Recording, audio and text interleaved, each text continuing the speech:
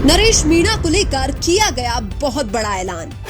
कोटा से लोकसभा प्रत्याशी रहे प्रहलाद गुंजल ने सरकार को दी बड़ी चेतावनी। नरेश मीणा को 15 दिसंबर तक रिहा नहीं किया गया तो राजस्थान में होगा बड़ा आंदोलन।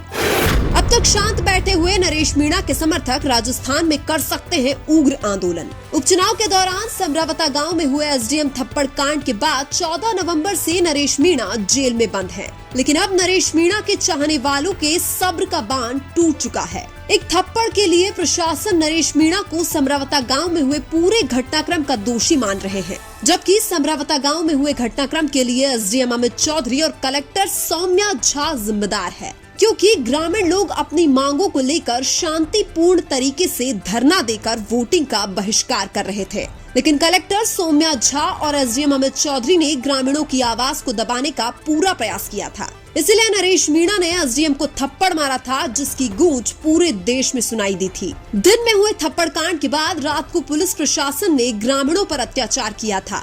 क्या इस भजनलाल सरकार में ग्रामीण अपनी मांगों को लेकर शांतिपूर्वक तरीके से धरना भी नहीं दे सकते हैं? क्या इस लोकतांत्रिक देश में जबरदस्ती किसी पर दबाव डालकर वोट करवाया जा सकता है? क्या एक थप्पड़ के लिए किसी इंसान को इतनी बड़ी सजा दी जा सकती है? नरेश मीणा के साथ जनता के अलावा कोई भी नहीं है। जनता ही नरेश मीणा के माँ बाप और जनता ही नरेश के भगवान है, क्योंकि पूरी कांग्रेस पार्टी नरेश मीणा के खिलाफ और पूरी भारतीय जनता पार्टी भी नरेश मीणा के खिलाफ है। यही नहीं, पूरा प्रशासन और लगभग पूरी भजनलाल सरकार भी नरेश मीणा के खिलाफ है। अब केवल एक आम जनता है जो नरेश मीणा को न्याय दिला सकती है। इसलिए जनता ने सरकार को एक बड़े आंदोलन के लिए चेतावनी दे दी है, क्योंकि इस घटना के सबसे बड़े गुनहगार आज भी खुले में घूम रहे हैं और निर्दोष जेल की हवा खा रहे हैं। लेकिन अब ज्यादा दिन तक प्रशासन की तानाशाही नहीं चलने वाली है। अब सरकार भी नरेश मीणा और जनता की आवाज को ज्यादा दिन तक दबा नहीं सकती है। देवली उनियारा में नरेश मीणा को चुनाव हराने के लिए कांग्रेस और भाजपा दोनों एक हो गई थी। कांग्रेस के केवल एकमात्र नेता प्रहलाद गुंजल खुलकर नरेश मीणा का समर्थन कर रहे हैं। नरेश मीणा ने भी 2024 के लोकसभा चुनाव में प्रहलाद गुंजल को बड़ा भाई मानकर जी जान से साथ दिया था। लेकिन आज भी कांग्रेस के कई राजनेता ऐसे हैं जिनके लिए नरेश मीणा ने बहुत कुछ किया था, लेकिन आज वो नरेश मीणा के साथ नहीं है। नरेश मीणा के एक योग्य उम्मीदवार होने के बाद भी कांग्रेस के नेता चुनाव में टिकट नहीं मिलने देते हैं, और जब उनको लगता है कि नरेश मीणा चुनाव जीत रहे हैं तो कांग्रेस बीजेपी के नेता एक हो जाते हैं।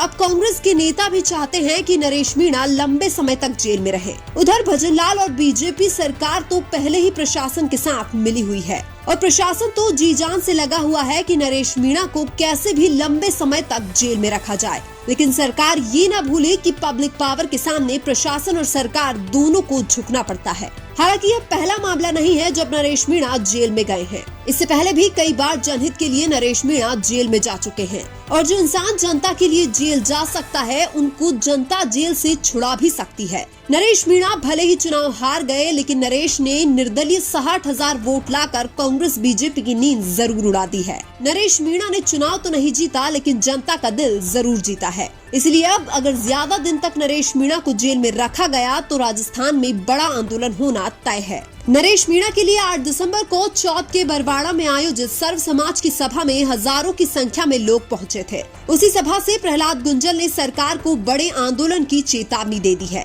ऐसे में अगर नरेश मीणा के लिए बड़ा आंदोलन हुआ तो उसका नेतृत्व प्रहलाद गुंजल ही करेंगे। अब नरेश मीणा को रिहा करने के अलावा इस पूरे मामले में प्रशासन के जो लोग जिम्मेदार हैं उनको सजा दिलाना भी बहुत जरूरी है। प्रशासन के लोग गलती करके भी खुले में घूम रहे हैं और कई निर्दोष ग्रामीण जेल में बंद हैं। प्रशासन ने समरावता गांव में घरों में घुसकर बच्चों तक के साथ मारपीट की थी, लेकिन फिर भी गूंगी और बहरी सरकार प्रशासन का ही साथ दे रही है। ऐसे में गूंगी और बहरी सरकार को जगाने के लिए अब बड़ा आंदोलन होना बहुत जरूरी हो गया है।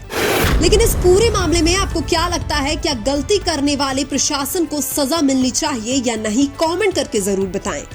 वीडियो अच्छा लगा तो लाइक कीजिए और हमारे चैनल मीणा की आवाज को सब्सक्राइब कीजिए। धन्यवाद।